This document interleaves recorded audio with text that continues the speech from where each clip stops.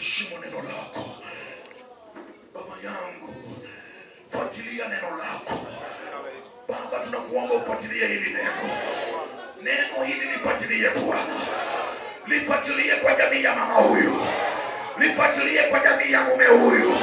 Bado banana na zabuni kurucha, bado bamenaza maisha kukulira, bado bamenaza maisha kukotenda, bado bamenaza mukiwara kutira kari kashi, kutira kari yombata, kutira kari nienje, chigira dishilaze wana wawango, bate kari mena vyao, bate kari